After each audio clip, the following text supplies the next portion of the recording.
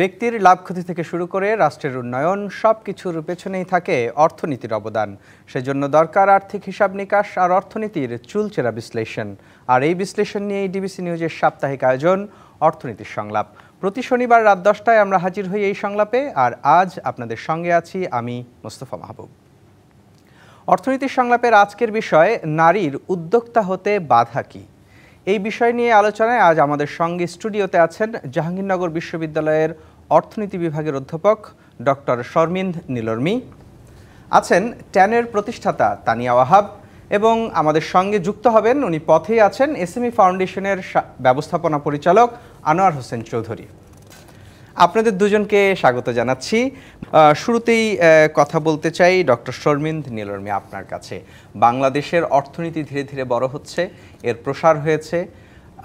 এই বাংলাদেশের অর্থনীতিতে আসলে নারীর, বিশেষ করে নারী উদ্যোক্তাদের অবদান কি, সেটি আগে একটু জানতে চাই। ধন্যবাদ। আমি আপনার মাধ্যমে ডিবিসির চ্যানেলকে এবং ডিবিসির যারা দেখছেন দর্শকদেরকে শুভেচ্ছা জানাচ্ছি এবং আপনাদেরকে ধন্যবাদ জানাচ্ছি আয়োজনের জন্য। আন্তর্জাতিক নারী দিবসের 2025-এ আজকে আমি খুব আশার কথা আসলে ওভাবে বলতে পারছি না, যেটা আজকে আপনি আলোচনা শুরু করলেন আপনার সংবাদ দিয়ে। ধর্ষণের বেশ কয়েকটা খবর আজকেই পেয়েছি। ঢাকা বিশ্ববিদ্যালয়ে আমরা দেখেছি যে কিভাবে নারী হেনস্থা হয়েছে ঢাকা বিশ্ববিদ্যালয়ের মতো একটা জায়গায়, এবং আমরা দেখছি যে নারীর নিরাপত্তাহীনতা কত ব্যাপক, কত বিস্তৃত হয়েছে। এমনকি একটা মেয়ে, ছোট মেয়ে, সে যে নিজের ঘরেও নিরাপদ না, হ্যাঁ, সেটা একেবারে আজকের ঘটনাটা আমাদেরকে আবারও মনে করিয়ে দিল। এটা তো আমরা জানি না, কিন্তু তারপরেও এই যে বারবার যখন বলা হয় আমাদেরকে যে কেন নারী বাইরে আসছে, বাইরে আসলেই নারী অনিরাপদ, নারী ভেতরে থাকলে নিরাপদ, কিন্তু আসিয়া কিন্তু ভেতরেই ছিল এবং ভেতরে নিজেদের বৃত্তের মধ্যেই সে ধর্ষিতা হয়েছে। হ্যাঁ, তো এই জায়গাগুলো মাথায় রাখাটা জরুরি, এবং এর সাথে আপনার যে প্রশ্নটা তাকে সম্পৃক্ত করেই আমি উত্তর দিতে চাই। আমাদের প্রধান এবং প্রাথমিক যে বাধা, সেটা হচ্ছে আমাদের মানসিক গঠন। আমরা মেয়েরা নিজেদের ঘরের বাইরের বৃত্তে ফর্মাল এমপ্লয়মেন্টে, গেইনফুল এমপ্লয়মেন্টের সাথে যুক্ত থাকবেন, ঘর সামলে, সেই জায়গাটাই আমাদের সমাজ এখনও মনে হয় তৈরি হয়নি। মানে এত বছর পরেও আজকে আমি খুব দুঃখের সাথে এবং ক্ষোভের সাথে এই কথাটা বললাম।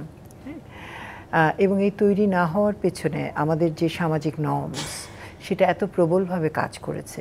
এই যে আমরা সারাক্ষণ ধর্ম এবং নারীর যে স্বাধীনতা, তাকে যে প্রতিপক্ষ হিসেবে দাঁড় করাচ্ছি, এই যে বাইনারির যে একটা প্রচলন আমাদের সাধারণ আলোচনার মধ্যে আছে, সাধারণ মনোজগতের মধ্যে আছে, এটা কিন্তু ভয়ঙ্কর। ধর্ম আমাকে, আপনাকে কখনোই কাউকে ধর্ম খারাপ কিছু শেখায় না, এবং ধর্ম সবসময় মানুষের কথা বলে, মানবিক হতে বলে। হ্যাঁ, কোনো ধরনের অমানবিকতার জায়গা কিন্তু কোনো ধর্মেই নাই। ফলে এই জায়গায় সবসময় এই যে মানে আমার কাছে মনে হয়েছে যে আমাদের আসলে আরেকটু ভেবে দেখা দরকার যে বৈচিত্র্যের নামে, অন্তর্ভুক্তির নামে আমরা কি এমন কোনো কিছু প্রমোট করছি কি না, যেটা আমাদের যে সম্মিলিত যে জাতীয় লক্ষ্য, অর্থনৈতিক যে অগ্রসরতা, অর্থনৈতিকভাবে এগিয়ে যাওয়া, নারীর জন্য সাম্য অধিকার তৈরি করা, এগুলো থেকে আমরা বিচ্যুত হচ্ছে কিনা একটু ভেবে দেখা দরকার।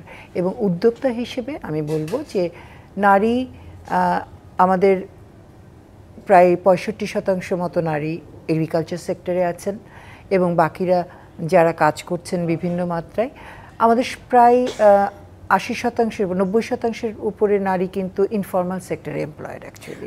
এবং এই ইনফর্মাল সেক্টর পুরোটাই, আমি একটু বলি, ফর্মাল সেক্টরে চাকরিজীবী যেমন আছেন, ফর্মাল কিছু উদ্যোক্তা আছেন, ইনফর্মাল সেক্টরে কিন্তু প্রচুর নারী উদ্যোক্তা আছেন। যিনি একজন খামারি, তিনিও কিন্তু একজন। আমি আপনার সাথে একটু যুক্ত করতে চাই।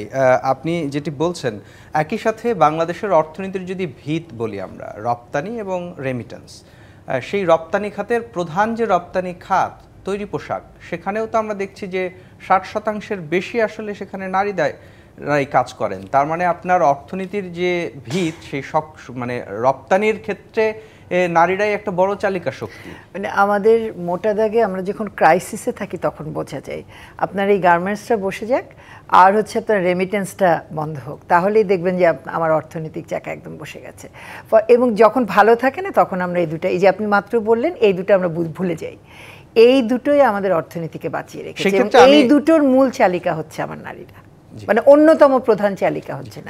আপনার কাছে আবারও আসবে, আমাদের সঙ্গে একজন উদ্যোক্তা আছেন, তানিয়া ওয়াহাব। আপনার কাছে একটু জানতে চাই যে আপনি কিভাবে আসলে উদ্যোক্তা হলেন, বাধা কি ছিল? আচ্ছা, আজকে আন্তর্জাতিক নারী দিবস, আমি নারী দিবসের শুভেচ্ছা জানাচ্ছি সবাইকে। আমার উদ্যোক্তা হওয়ার পেছনের গল্পটা আসলে আমার সবসময় মনে হয়েছে আমি নিজে কিছু একটা করব। তো আমি যখন একদম ছোট থেকেই আমি যখন বিভিন্ন এক্সিবিশনে যেতাম, বিভিন্ন মেলায় যেতাম আমার বাবার সাথে, তখন দেখতাম দেশীয় অনেক পণ্য নিয়ে অনেক উদ্যোক্তা আসছেন ঢাকার বাইরে থেকে। তো এই প্রোডাক্টগুলো আমাকে খুব টানতো। এবং আমি যখন লেদার টেকনোলজিতে ভর্তি হলাম, তারপরে আমার মনে হলো যে এই সেক্টরে আসলে অনেক কিছু করার সম্ভাবনা আছে, যেটা আমাদের অনেক উদ্যোক্তাই হয়তো বা চেষ্টা করছে না বা ধরতে পারছে না বাজারটা কোথায়। তো তখন আমি সেকেন্ড ইয়ার থেকেই মূলত ব্যবসা শুরু করি, আর ট্রেড লাইসেন্স করেছি আমি 2005-এ। সেই হিসেবে আমার প্রায় 20 বছর হয়ে যাচ্ছে ব্যবসাতে। তো সেখান থেকে বলবো যে আমার প্রথমেই মনে হয়েছে যে এই জায়গাটা খুবই একটা চ্যালেঞ্জিং সেক্টর, এবং এই সেক্টরে কোনো নারী উদ্যোক্তা নাই। যদিও আমরা যখন কাজ করি তখন কিন্তু একজন ক্রেতা জানে না এটা নারী উদ্যোক্তা তৈরি করেছে না পুরুষ উদ্যোক্তা তৈরি করেছে, তারা কোয়ালিটি দেখে, প্রাইস দেখে। হ্যাঁ, তো সেই জায়গা থেকে আমি বলবো যে যেহেতু ওই সময়ে কোনো মেয়ে মানে নারী উদ্যোক্তা আমি পাইনি, আমি ফার্স্ট প্রজন্ম যখন কাজ করেছি, আমার কাছে এটা ভীষণ চ্যালেঞ্জিং ছিল। কারণ আমার চারপাশ থেকে অলমোস্ট সবাই বলেছিল যে এটা মেয়েদের সেক্টর না, তুমি ট্যানারিতে যে কাজ করবা, বংশালে গিয়ে প্রোডাক্ট কিনবা, তারপর হচ্ছে এখানে যারা শ্রমিক, এখানে কিন্তু বেশিরভাগই ছেলে শ্রমিক, এখন মেয়ে কিছু শ্রমিক আছে, তো ওরাও আবার কোনো নারীকে তাদের বস হিসেবে মানতে রাজি না। তো সব মিলিয়ে হয়তো বা এই সেক্টরটা তোমার জন্য না, এটাই আমাকে বেশিরভাগ মানুষ বলেছে। কিন্তু আমার আসলে একটা মানে ছোটবেলা থেকে একটা ব্যাপার ছিল, আমার মনে হয়েছে আমি যদি ঠিক কাজ করি তাহলে সবাই যদি আমাকে রং বলে, আমি আমার জায়গাটা অটল থাকবো, এবং আমি আমার মুখের কথা না, আমি কাজ দিয়ে দেখিয়ে দিব যে আমি আসলে ঠিক কাজটাই করছিলাম। তো সেভাবেই হয়েছে। সেই ক্ষেত্রে আপনার কাছে যে বিষয়টা জানতে চাই সেটি হচ্ছে যে উদ্যোক্তা হওয়ার পথে একজন নারী তো নিশ্চয়ই দুই ধরনের বাধার সম্মুখীন হয়। উদ্যোক্তা হিসেবেই কিছু বাধা আছে আমাদের এখানে, ট্রেড লাইসেন্স করা বা একটা ব্যবসাকে ফর্মাল প্রসেসের মধ্যে নিয়ে আসাটাই একটা কঠিন চ্যালেঞ্জ। সেই সঙ্গে একজন নারীর ক্ষেত্রে যেটি ডক্টর নীলর্মিও যেটি বলছিলেন যে একটা সামাজিক ট্যাবু কাজ করে, আপনার ক্ষেত্রে আসলে একদম শুরুর দিকে সেই বাধাগুলো কী রকম ছিল, এবং এখন এই 2025 সালে এসে একই রকম আছে নাকি বাধাগুলো আরও, বিশেষ করে সামাজিক ট্যাবু কি অনেকটাই ভাঙা গেছে নাকি আগের মতো আছে, সেটি একটু জানতে চাই। সামাজিক ট্যাবু অনেক ভেঙেছে, কিন্তু একদম পুরোপুরি যায়নি। যেমন আমি যখন একটা জায়গা ভাড়া নিতে গেলাম, আমাকে কিন্তু ওই এলাকার মেয়ে না আমি, যেহেতু ওখানে আমি পড়তে গিয়েছিলাম, ওই জায়গায় কিন্তু কোনো মালিক আমাকে জায়গা ভাড়া দিতে চায়নি। তো কারণ হচ্ছে ওনারা বলেছে একটা মেয়ে এখানে ব্যবসা করবে, এটা সমাজে ক্ষতি হবে, সো তারা আমাদেরকে ভাড়া দিবে না। তো অনেক কষ্ট করে আমার একটা জায়গা ভাড়া করতেই অনেক সংগ্রাম করতে হয়েছে। তো পাশাপাশি আর যেটা বলছিলাম যে আমার আশেপাশে যে পরিবেশ ছিল, কেউই চাচ্ছিল না যে আমি এই ব্যবসা করি। আমাদের সেক্টরে দেখা গেছে যে চাকরির বাজার খুব ভালো ছিল ওই সময়, তো সবাই বলেছে তুমি পড়াশোনা করে চাকরিই করতে পারো, মানে এটা একটা সেফ জোন। হ্যাঁ, তো আমি কেন একটা এমন একটা জোনে যাব যেখানে আমি জানি না আসলে আদৌ কিছু করতে পারবো কিনা, এবং আমার কাছে টাকার সাপোর্টও ছিল না, আমি আমার টিউশনি টাকা দিয়ে শুরু করেছিলাম। তো সব মিলিয়ে আমার মনে হয়েছে যে আমার যেটা ছিল, আমার প্রচণ্ড সাহস এবং আত্মবিশ্বাস ছিল। আমার কাছে মনে হয়েছে আমি ট্রাই করি, আমি যদি ফেল করি তো দেখা যাবে যে হয়তো বা অন্য কিছু আমি করব, বাট আমি আসলে দেখতে চেয়েছি যে আমি আসলে পারি কিনা। আপনার কাছে আরও গল্প শুনবো অধ্যাপক শর্মিন নীলর্মি। আপনার কাছে একটু জানতে চাই সেটি এই আমাদের অর্থনীতিতে যদি বলি যে ক্ষুদ্র এবং মাঝারি খাত, সেখানে প্রায় 80% মতো যারা কর্মসংস্থান তৈরি করে, এবং তাদেরই একটা বড় অংশ কিন্তু আবার নারী উদ্যোক্তা, যারা সরাসরি নিজের নামেই হোক অথবা পরিবারের পুরুষ সদস্যের নামেই হোক মূল চালিকা শক্তি তারাই। তো তাদের অর্থায়নের ক্ষেত্রে আমরা অনেক জটিলতার কথা শুনি। পরিবর্তিত পরিস্থিতিতে তো সব জায়গায় বদলের কথা বলা হচ্ছে, আপনি কতটুকু আসলে সেখানে সম্ভাবনা দেখেন এই দৃষ্টিভঙ্গি বদলানোর ক্ষেত্রে এবং অ্যাক্সেস টু ফাইন্যান্স যেটা আমরা বলি নারী উদ্যোক্তাদের ক্ষেত্রে, সেখানে চিত্রটা কি এবং কি ধরনের পরিবর্তন আসলে প্রত্যাশা করেন, এই কথাটা শুনবো, কিন্তু তার আগে একটা বিরতি নিয়ে আসি। দর্শক, আপনারা দেখছেন অর্থনীতির সংলাপ। এ পর্যায়ে নিচ্ছি একটি বিরতি, সঙ্গেই থাকুন। স্বাগত আরও একবার অর্থনীতির সংলাপে। আজকের বিষয় নারীর উদ্যোক্তা হতে বাধা কি। আমাদের সঙ্গে স্টুডিওতে এই বিষয় নিয়ে আলোচনায় যুক্ত হয়েছেন জাহাঙ্গীরনগর বিশ্ববিদ্যালয়ের অর্থনীতি বিভাগের অধ্যাপক ডক্টর শর্মিন্দ নীলর্মী, আছেন ট্যানের প্রতিষ্ঠাতা তানিয়া ওয়াহাব, এবং আছেন এসএমই ফাউন্ডেশনের ব্যবস্থাপনা পরিচালক আনোয়ার হোসেন চৌধুরী। আপনাদের তিনজনকে আবারও স্বাগত। শর্মিন নীলর্মী, বিরতিতে যাওয়ার আগে আপনার কাছে জানতে চাইছিলাম যে উদ্যোক্তা, বিশেষ করে এসএমই উদ্যোক্তাদের ক্ষেত্রে তো ব্যাংক থেকে অর্থায়ন পাওয়াটাই একটা বড় চ্যালেঞ্জ। সেক্ষেত্রে নারী উদ্যোক্তাদের জন্য সেটি আরও বড় চ্যালেঞ্জ। পরিবর্তিত পরিস্থিতিতে আমরা এখানে পরিবর্তন প্রত্যাশা করতে পারি কিনা? আপনি আর্থিক অন্তর্ভুক্তির কথা জিজ্ঞাসা করছিলেন, সেখান থেকে শুরু করি। আর্থিক অন্তর্ভুক্তির যে গ্লোবাল র্যাঙ্কিং, তাতে বাংলাদেশ বিশ্বব্যাংকের যে র্যাঙ্কিংটা করে থাকে তাতে বাংলাদেশ একটু এগিয়েছে। তবে ইন্টারেস্টিং হচ্ছে বাংলাদেশ এগোনোর কারণ হচ্ছে করোনার মধ্যে প্রচুর মোবাইল ব্যাংকিং যে চালু হয়েছে, সেটার কারণে বাংলাদেশ গ্লোবাল র্যাঙ্কিংয়ে নারীদের ক্ষেত্রে অর্থনৈতিক অন্তর্ভুক্তির ক্ষেত্রে খানিকটা এগিয়েছে। কিন্তু অ্যাক্সেস টু ব্যাংকিং, যেটা ফর্মাল চ্যানেলে আমরা যেটা বলি যে নারীদের সক্ষমতা বৃদ্ধি, অ্যাক্সেস টু ফাইন্যান্স, সেই ক্ষেত্রে কিন্তু খুব একটা এগোয়নি। তবে এসএমইর ক্ষেত্রে ওনারা দুজন আরও ভালো বলতে পারবেন। এসএমইর ক্ষেত্রে বাংলাদেশ ব্যাংকের কিন্তু খুব সুন্দর ভালো কিছু পলিসি রয়েছে এবং প্রায় ৩,০০০ কোটি টাকা মতো রিফাইন্যান্সিং একটা স্কিম চালু থাকে এবং সেটা 5% ইন্টারেস্ট রেটে পুরো টাকা যদি ওনারা নন পারফর্মিং লোন না হয়, ওনারা যদি সময় মতো শোধ দিতে পারেন, তাহলে আবার 1% ওনারা কমে সেই লোনটা নিতে পারেন। অর্থাৎ এফেক্টিভ ইন্টারেস্ট রেট হচ্ছে 4%। তো সেটা একটা বড় সুবিধা। এক্ষেত্রে কিছু সুবিধা করেছে বাংলাদেশ ব্যাংকের পলিসি, যেমন 25 লক্ষ টাকা পর্যন্ত বিনা কোল্যাটারালে ব্যাংকগুলো দিতে পারেন এখন, হ্যাঁ। এবং প্রত্যেকটা ব্যাংকে তো উইমেন ডেস্ক আছে। তবে কার্যকরভাবে আমরা যত কিছুই নীতি নির্ধারণ করি না কেন, কাজের গরু শুধু খাতা কলমে, শুধু খাতা কলমে আমি বলবো না, মানে এগোয় নিয়ে আমি সেটা বলবো না। এবং এমনও আছে যে অনেক নারী উদ্যোক্তার নাম দিয়ে, স্ত্রীর নাম দিয়ে ধরেন স্বামী নিয়েছে, এরকমও আছে। এটাকে আমি খুব খারাপভাবে দেখি না, কারণ তার মানে ওই পরিবারের আসলে ওই টাকাটার দরকার ছিল, কেউ না কেউ তো করছেন না, এখনো পর্যন্ত সেই জায়গাটা বুঝতে পারছি। তবে আরও কার্যকরভাবে দিতে গেলে আরেকটু যদি আমরা সার্ভে করি, আরেকটু কোন জায়গায় নারীর নামে লোন নিয়ে কেন ছেলে কাজ করছেন, কেন নারীটা করতে পারছে না, সেই জায়গাগুলো যদি আরেকটু আমরা একটু ডিপ ডাইভ দিই, আমার মনে হয় যে কাজের ক্ষেত্রে কার্যকর কাজ। নিশ্চয়ই আপনার কাছে আরও শুনবো। আমাদের সঙ্গে যুক্ত হয়েছেন আনোয়ার হোসেন চৌধুরী, ব্যবস্থাপনা পরিচালক এসএমই ফাউন্ডেশন। আপনার কাছে একটু জানতে চাই আসলে আমাদের আজকের যে বিষয়, যে নারীর উদ্যোক্তা হতে বাধা কি, আপনারাও তো আসলে উদ্যোক্তা এবং নারী উদ্যোক্তাদেরকে নিয়ে কাজ করেন। আপনারা মূলত কি কাজ করছেন নারীদের এই অর্থায়নের ক্ষেত্রে, বা উদ্যোক্তাদের যে অর্থের আকাঙ্ক্ষা চাহিদা এটি পূরণের ক্ষেত্রে আপনারা কি কাজ করছেন, একটু শুনতে চাই। ধন্যবাদ। আসলে শুধু নারী না, যে কোনো উদ্যোক্তা হইতেই গেলেই আপনার অনেক ধরনের বাধা বিপত্তি আছে আমাদের দেশে। এই সকল বাধা বিপত্তি অতিক্রম করেই উদ্যোক্তারা সামনে এগিয়ে এসছে এবং আজকে যে এই অর্থনৈতিক উন্নয়ন বলেন বা নারীর যে এই সকল ক্ষেত্রে অনেকটা অবাধ বিচরণ দেখেন, এটি কিন্তু তাদের যে অদম্য উৎসাহ, উদ্দীপনা এবং এই চ্যালেঞ্জ মোকাবিলায় তাদের যে দৃঢ় মানসিক শক্তি, এগুলোর বলে এগিয়ে আসছে। সাথে সাথে সরকার এবং বেসরকারি পর্যায়েও তাদের যে সাপোর্ট দেওয়া, সেই সাপোর্টটাও দিচ্ছে। আমরা এসএমই ফাউন্ডেশন আপনার জন্মলগ্ন থেকেই নারী উদ্যোক্তাদের, আমাদের একটা অন্যতম এজেন্ডা হলো, আমাদের একটা উইং আছে উইমেন এন্টারপ্রেনার্স ডেভেলপমেন্ট। তো আমরা শুরু থেকেই নারীদের উন্নয়নে যাতে নারী উদ্যোক্তারা তাদের উৎপাদন প্রক্রিয়া, তাদের বাজারজাতকরণ প্রক্রিয়া এবং ফাইন্যান্সিংটা করতে পারে, সেই ব্যাপারে আমরা সহযোগিতা করে যাচ্ছি।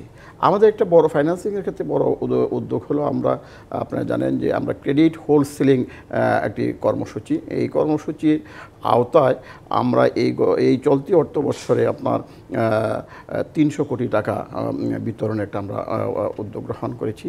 ইতিমধ্যে আপনার 200 কোটি টাকা বিতরণ হয়ে গেছে। এই 200 কোটি টাকার মধ্যে নারী উদ্যোক্তারা কতটুকু পেয়েছে? এখানে আমরা যদি নারী উদ্যোক্তাদের কথা দেখি, আমরা 23-24% নারী উদ্যোক্তারা পেয়েছে, বাকিটা পুরুষ উদ্যোক্তারা পেয়েছে।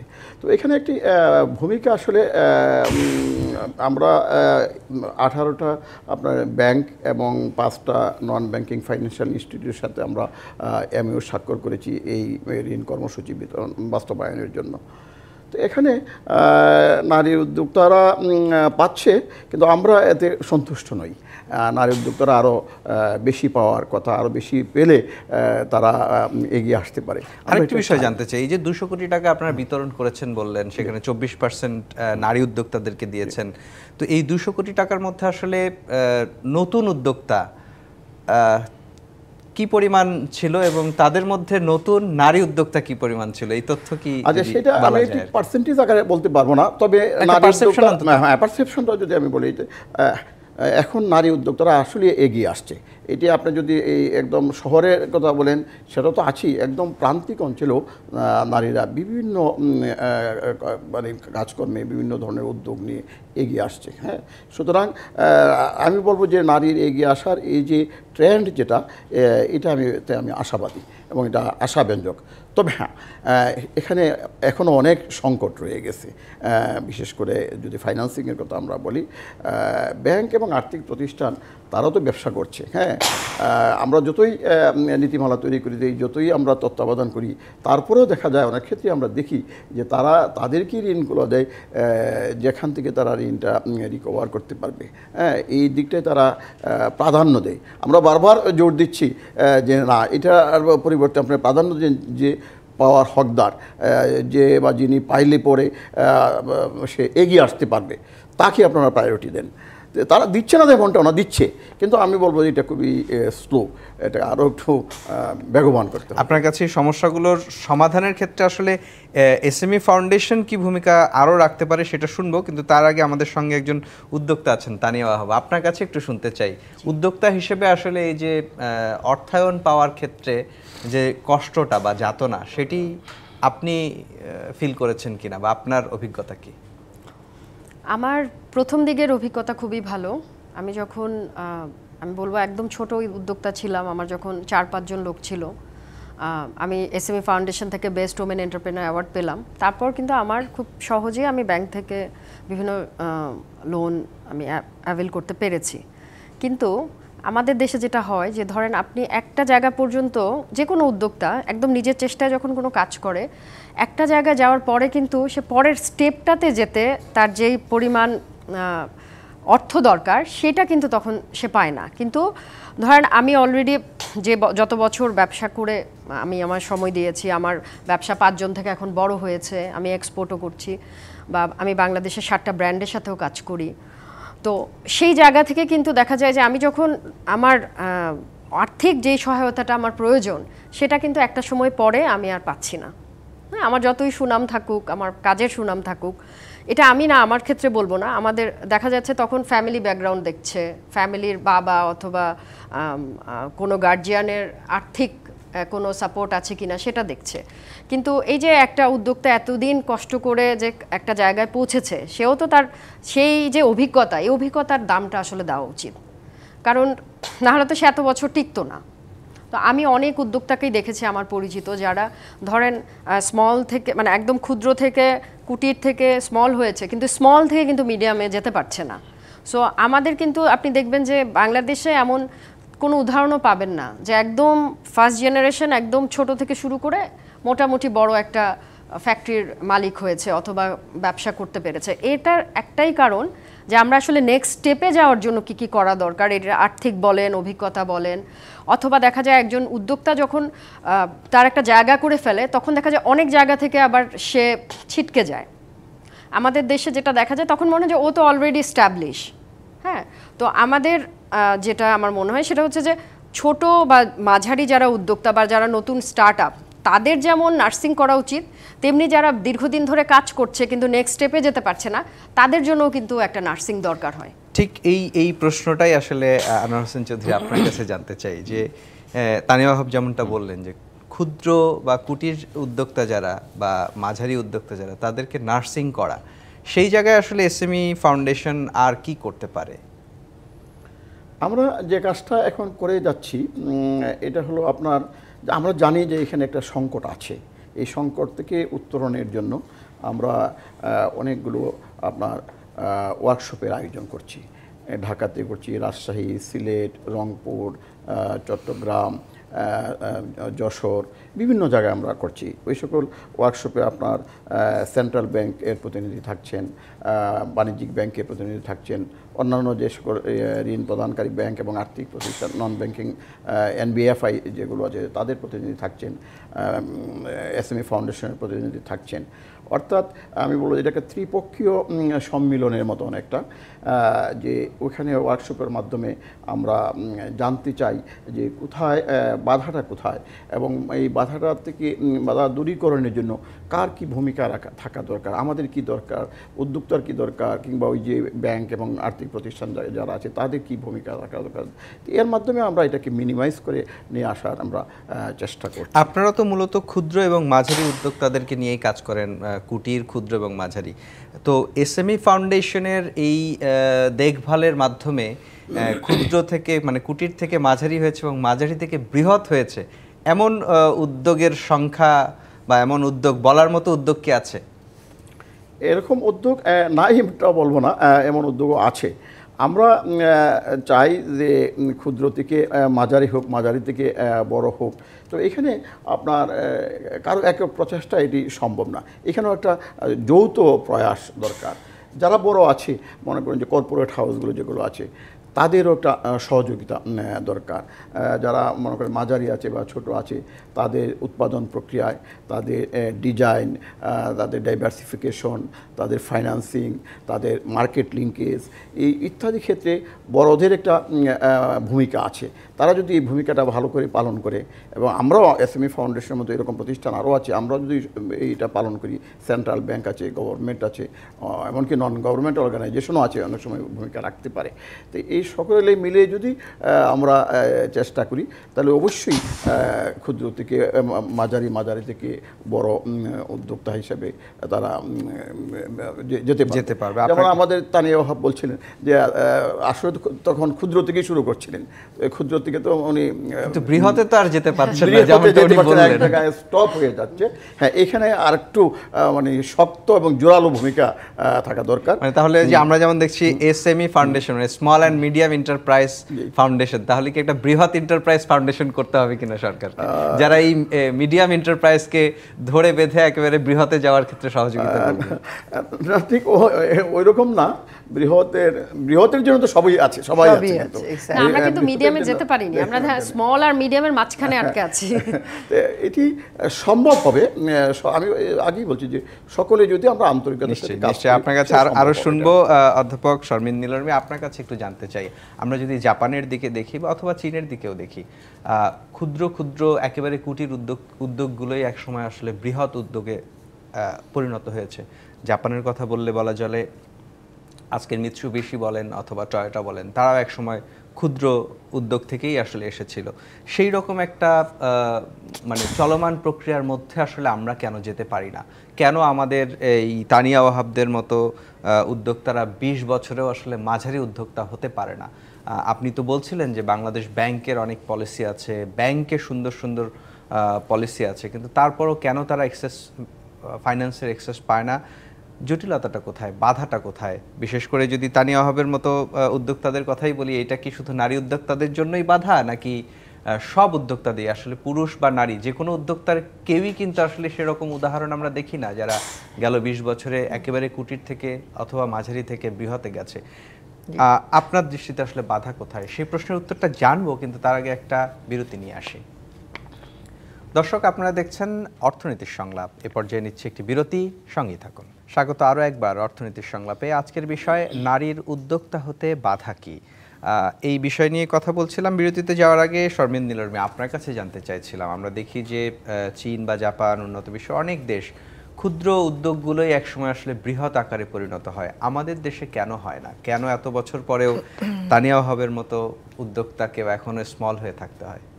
আমি জাপান আর চায়না তো অনেক দূরবর্তী উদাহরণ, আমি কাছাকাছি উদাহরণ দিই। ধরেন থাইল্যান্ডের বা ভিয়েতনাম, লাওপিডিয়ার, কম্বোডিয়া, এই সমস্ত দেশে ইনফর্মাল সেক্টরও যেই ধরনের চরিত্র একটা রূপ নিয়েছে, সেই চরিত্রও কিন্তু আমরা নিতে পারি নাই আসলে আমাদের দেশে।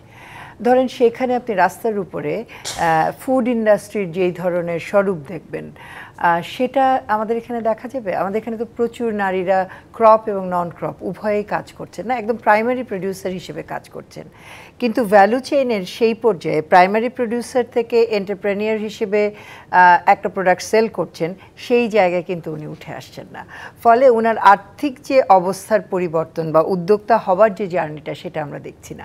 এটার একটা প্রধানতম কারণ হচ্ছে আপনি যখন ধরেন থাইল্যান্ডের রাস্তায় আপনি একটা কোনো কিছু বিক্রি করছেন, আপনি সেখানে চাঁদাবাজির সম্মুখীন হয়তো হচ্ছেন না, কিন্তু এই জায়গায় আপনার নারী যখনই প্রাইমারি প্রোডাক্ট নিয়ে তার যদি কোনো কারণে স্থানীয় বাজার বা বড় জায়গার সাথে সে লিঙ্ক করতে চায় তার প্রোডাক্টকে, এই যে চাঁদাবাজি, এই যে আইন শৃঙ্খলা পরিস্থিতির যে মুখোমুখি হওয়ার যে তার মানে আশঙ্কা, এগুলো কিন্তু বড়ভাবে কাজ করে তার এই উদ্যোক্তা হবার ক্ষেত্রে বাধা হিসেবে। আরেকটা জিনিস দেখেন, আমাদের এই যে তানিয়া যেটা বলছেন ইকোনমি অফ স্কেলের কথা, আমি কি করেছি, ট্যাক্সে আমার রিবেট এবং এক্সামশনের ব্যাপার আছে, ক্ষুদ্র তারপরে হস্তশিল্পজাত দ্রব্যের ক্ষেত্রে এই সুযোগগুলো রয়েছে, তাই না?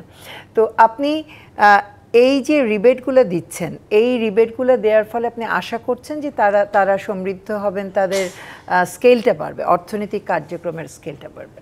শেষ অবধি আপনি যখন ইন্ডিপেন্ডেন্ট একজন উদ্যোক্তা হিসেবে অনেক বছর কাজ করছেন সুনামের সাথে, ব্যাংকে আপনার সেই ধরনের কোনো ধরনের দুর্নামের কোনো ভাগীদার আপনাকে হতে হয়নি, কিন্তু শেষ পর্যন্ত নারী হিসেবে আপনার একটা সার্টেন থ্রেশহোল্ডের উপরে ব্যবসা করতে গেলে, টাকা পয়সা লেনদেন করতে গেলে, বিনিয়োগ করতে গেলে, তানিয়া যেটা বলছেন যে পারিবারিক পরিচয়, সেটা আসলে একটা কোল্যাটারাল হিসেবে আপনার সামনে আসছে। তো সেই ব্যাগেজ নিয়ে তো বেশিরভাগ নারী হয়তো বা সামনে আসে না, মানে প্রয়োজনও দেখি না। তো সেটা তো একটা খুব মানসিক, আসলে এটা নীতি কৌশল দিয়ে আপনি কতটুকু প্রণোদনা দিতে পারবেন। এখানে কিন্তু এক ধরনের অ্যাওয়ারনেস যারা আর্থিক বিভাগগুলোতে রয়েছেন এবং মানে এই বিষয়গুলো আসলে কাজ করে, একটা মানসিক ছাপ থেকে যায়। আরেকটা জিনিস হচ্ছে যে ধরেন একজন নারী যখন একটা ফাইন্যান্সিয়াল ইনক্লুশনের মাধ্যমে ব্যাংকের থেকে লোন নিলেন, তখন কিন্তু অলরেডি উনি একটা ফর্মাল সেক্টরে ঢুকে গেলেন এবং ওনাকে ধরেন তখন ট্যাক্স, ভ্যাট সব কিছু দিতে হয়, ওনার লাইসেন্স লাগে, একটা ওনাদের মতো যে কোনো কাজ করতে গেলে একটা পরিবেশের লাইসেন্স লাগে। উনি যখন ব্যবসাটা শুরু করবেন তখন হচ্ছে আপনার একটা কমার্শিয়াল স্পেস ভাড়া নিতে হবে। কমার্শিয়াল স্পেস তো ওনার জন্য খুবই ডিফিকাল্ট, হ্যাঁ, হয়তো বা উনি ঘর থেকে শুরু করতে চাচ্ছেন, কিন্তু সেটাও তাহলে আমি কার্যকরভাবে আইনিভাবে শুরু করবার জন্য খুব সহায়ক একটা ভূমিকা পালন করছে না। এই যে ট্রানজিশনগুলো আমাদের দেশে খুব একটা ভালোভাবে দেখা আপনি আমাদের আলোচনার শুরুতে একটি কথা বলেছিলেন যে আমাদের মনস্তাত্ত্বিক একটা ব্যারিয়ার এখনো রয়ে গেছে। সেই ক্ষেত্রে এই যে অ্যাক্সেস টু ফাইন্যান্সের ক্ষেত্রে যদি আমি বলি, বিশেষ করে আমাদের আর্থিক প্রতিষ্ঠানের বড় বড় পদগুলোতে আসলে পুরুষরাই বসে আছেন, তারাই চালাচ্ছেন মূলত। সেখানে কি এই যে ওখানে নারীদের উপস্থিতি কম থাকাও কি আসলে একটা বাধা? ওখানে একজন নারী ম্যানেজিং ডিরেক্টর হলে বা ডিএমডি হলে তারা কি আসলে নারী উদ্যোক্তাদেরকে আরো সহজ করে দেখতেন? বিষয়টা কি এরকম? ব্যাংকের বোর্ডে যারা রয়েছেন এখনো পর্যন্ত আমাদের অভিজ্ঞতা বলে যে বোর্ডে আসলে যারা নির্বাচিত হন তারা ওই পারিবারিক ধারাক্রম অনুযায়ী নির্বাচিত হন, হ্যাঁ, এবং অন্যান্য নারীরাও যেই ধরনের যোগ্যতায়, অনেকেই আছেন যাদের নিজেদের স্বনামে নিজেদের যোগ্যতায় হয়তো বা সরকার মনোনীতভাবে এই বোর্ডে আসেন। সেই ক্ষেত্রে অবশ্যই একটা পরিবর্তন দেখতে পাওয়ার কথা, তবে এটা কিন্তু শুধু বাংলাদেশের জন্য না, পুরো পৃথিবীতেই আপনি ফাইন্যান্সিয়াল সেক্টরে যদি দেখেন নারীদের জন্য সেটা কিন্তু ভীষণ চ্যালেঞ্জিং হয়ে ওঠে। এক তো হচ্ছে কর্মঘণ্টা, আরেকটা হচ্ছে যেই ধরনের নিবেদন আসলে দিতে হয়, নারীদের সার্বিক চাপের মধ্যে এই নিবেদনটা দিতে পারেন কতজন। হ্যাঁ, আমি বলবো না এফিসিয়েন্সির কোনো, দক্ষতার কোনো ধরনের প্রশ্ন রয়েছে, কিন্তু যেই ধরনের শ্রমঘণ্টা হিসেবে যেই নিবেদনটা নারীর জন্য দিতে হয়, তার সার্বিক যে জীবনযাপন, সেই জীবনযাপনের মধ্যে এই নিবেদনটা দেওয়াটা কঠিন হয়ে যায়। সেটা পুরো পৃথিবীর জন্যই কিন্তু সত্যি। সেই কারণে নারী বরং অনেক ফ্লেক্সিবল আওয়ার্সের জব, অনেক একটু মানে ওনারা ঘরের কাজ করতে পারবেন, এই ধরনের কাজের দিকে ঝোঁক ওনাদের বেশি থাকে। আপনাকে অসংখ্য ধন্যবাদ। তানিয়া ওয়াহাব, আপনার কাছে জানতে চাই, মানে মূল বাধা আসলে নানান দিকেই তো বাধা, সেই বাধাগুলো উত্তরণের জন্য আসলে আপনার পরামর্শ কি? আমার পরামর্শ, আমি বলবো যে এটা উদ্যোক্তা নারী বা পুরুষ সবার ক্ষেত্রেই প্রযোজ্য, যে আমি যে কাজটা করতে চাই সেই কাজটা সম্পর্কে খুব ভালোভাবে জানতে হবে। সেই কাজটার, আমি যদি কোনো ম্যাটেরিয়াল বানাতে চাই, সেটা র ম্যাটেরিয়াল কোথায় পাওয়া যায়, সেটা দক্ষ শ্রমিক কিভাবে ডেভেলপ করা যায়, এটার বাজার কি, একদম এটা নিজেরই জানতে হবে। আর দ্বিতীয়ত হচ্ছে প্রচণ্ড পরিমাণে ধৈর্য এবং আত্মবিশ্বাস থাকতে হবে। আমাদের দেশে যেমন আমরা এসএমই ফাউন্ডেশন থেকে কিন্তু উদ্যোক্তাদের জন্য বেশ কিছু ট্রেনিং হয়, বা এসএমই ফাউন্ডেশন ছাড়াও সরকারি বেসরকারি পর্যায়ে অনেক ট্রেনিং হয়। আমার এক্ষেত্রে অভিজ্ঞতা হচ্ছে, আমি দেখেছি ধরেন কোনো একটা প্রজেক্টে করা আছে যে 5,000 নারী উদ্যোক্তাকে ট্রেনিং দেওয়া হবে। তো যেই বিষয়ে ট্রেনিং দেওয়া হয় আসলে 5,000 সংখ্যাটা ঠিক রাখা হয়, কিন্তু 5,000-এর জায়গায় দেখা যায় 4,990 জনই দেখা যায় যে সেই ট্রেনিং থেকে তেমন কিছু শিখতে পারে না। হ্যাঁ, আমার পরামর্শ হচ্ছে যে এই বাজেটটা যদি 5,000-এ না দিয়ে 500 জনকে দেওয়া হয়, এবং 500 জনকে যদি ওই 2 বছরেই একটা বিভিন্ন জায়গায় ডেভেলপ করা হয়, তাহলে দেখা যাবে 500 জন থেকে কিন্তু অন্তত 400 জন এখানে উপকার পাবে। মানে প্রশিক্ষণটা ঠিক দায়সারা না হয়ে কোয়ালিটি, হ্যাঁ, কোয়ালিটিফুল হতে হবে, এবং আসলে কোন নারীর কি প্রশিক্ষণ দরকার, এবং সেটার আসলে একটা মানে ধাপ থাকতে হবে। মানে একটার পর একটা যে নারীদের একটা আমি প্রশিক্ষণ নিয়ে ছেড়ে দিলাম, পরবর্তীতে আসলে সে কি করছে সেটা যদি আমি না জানি, তাহলে কিন্তু পুরো প্রশিক্ষণেই দেখা যায় বিফলে চলে যায়। তো আমার পরামর্শ হচ্ছে যে যারা আসলে আগ্রহী এবং যারা ক্রিয়েটিভ কাজ করছে, তাদের নিয়ে যদি এরকম একটা গবেষণা করা যায় যে 1 বছর এই 500 নারীকে, ওই 5,000-এর বাজেট যদি 500 নারীর জন্য খরচ করা হয়, তাহলে আমার মনে হয় এটা অনেক বেশি ফলপ্রসূ হয়। অনেক সময় আমরা বিভিন্ন প্রজেক্ট থেকে সংখ্যাটাকে একটা মূল্য হিসেবে ধরি যে 5,000 নারী, কিন্তু সেই জায়গায় আমি যদি বলি যে কাজের ক্ষেত্রে এই 500 নারীকে যদি আমি ঠিকভাবে ডেভেলপ করি, তাহলে সেখান থেকে অন্তত 400 জন সঠিকভাবে আমার মনে হয় বের হবে, এবং সেক্ষেত্রে অনেক সফল নারী উদ্যোক্তা বের হয়ে আসবে। জি, আপনাকে অসংখ্য ধন্যবাদ জনাব আনোয়ার হোসেন চৌধুরী। যে কথাটি আসলে তানিয়া ওয়াহাব বলছিলেন যে প্রশিক্ষণ আপনারা যেগুলো দেন সেখানে আসলে কোনো পরিবর্তন আনার তাগিদ আপনারা অনুভব করছেন কিনা, এবং একই সাথে যে ধরনের প্রশিক্ষণ দিচ্ছেন প্রতিযোগী, বিশ্ববাজারের প্রতিযোগী যে দেশগুলো আছে, সেই সমস্ত দেশে এই সমস্ত উদ্যোক্তাদেরকে নিয়ে গিয়ে স্বচক্ষে দেখার বা এই অভিজ্ঞতা বিনিময়ের কোনো সুযোগ আপনারা কখনো তৈরি করে দিয়েছেন কিনা, বা সামনে দেওয়ার পরিকল্পনা আছে কিনা? ধন্যবাদ। তানিয়া ওয়াহাব যেটি বলছিলেন, আসলে আমি বলবো এখানে নিডস অ্যাসেসমেন্ট করা দরকার, যে আসলে কী ধরনের প্রশিক্ষণ প্রয়োজন এবং কাদেরকে আমরা এই প্রশিক্ষণটা দিতে চাই। এখানে একটি বিষয় আছে যে প্রত্যাশার সাথে চাহিদার একটা গ্যাপ আছে। অনেকে কিন্তু প্রশিক্ষণ নিতে চায়, একটা বিপুল সংখ্যা, আমরা কিন্তু চাপে থাকি, অনেক লোক প্রশিক্ষণ নিতে চায়। এখন তিনি যেটি বলছেন যে 5,000 জায়গায় যদি 500 হ্যাঁ করলে হয়তো ভালো হতো, কিন্তু আমরা এটাও আবার বিবেচনা রাখতে হয় যে এই যে বিশাল সংখ্যক নারী বা পুরুষ যে উদ্যোক্তাই বলি না কেন, তাদের প্রশিক্ষণের যে ডিমান্ড, এই ডিমান্ডটা ফুলফিল করতে গিয়ে আমরা ক্ষেত্র বিশেষে খানিকটা আমাদেরকে কম্প্রোমাইজ করতে হয়। হ্যাঁ, এই কম্প্রোমাইজটা না করতে পারলে ভালো হতো। আরেকটি বিষয় যেটি বলছেন যে কম্পিটিশন এখন তো world wide competition, global competition. এই গ্লোবাল কম্পিটিশনে টিকে থাকতে হলে আপনার এখন প্রত্যেকটা উদ্যোক্তাকে তার দক্ষ যে জনশক্তি দরকার, মানে স্কিল ম্যান পাওয়ার ছাড়া আপনার এই যে কোয়ালিটি প্রোডাক্ট করা সম্ভব না। সুতরাং এটি উদ্যোক্তারও দায় রয়ে গেছে এবং আমাদের মতো প্রতিষ্ঠান যেগুলো আছে তাদেরও দায় রয়ে গেছে যে কীভাবে ভালো পণ্য উৎপাদন করতে পারে, ভালো পণ্য তৈরি করতে পারে এবং পণ্যের যে বৈচিত্র্যকরণ, ডাইভার্সিফিকেশন, এটিও দরকার।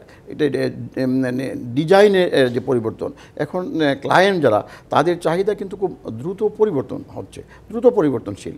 এই পরিবর্তনশীল যে তাদের যে ডিমান্ডটা, এটার প্রতি যারা উদ্যোক্তা আছেন তাদেরকে আমি একটি প্রশ্ন একটু করতে চাই আপনাকে, সেটি হচ্ছে যে প্রশিক্ষণগুলো আপনারা দেন, সেটি 500ই হোক বা 5000ই হোক, প্রশিক্ষণ পরবর্তী সময়ে আসলে আপনারা কি কখনো এই অ্যানালাইসিস করেছেন যে প্রশিক্ষণটি নিয়ে এর যে লক্ষ্য ছিল সেই লক্ষ্য কতজন আসলে পূরণ করতে পেরেছে?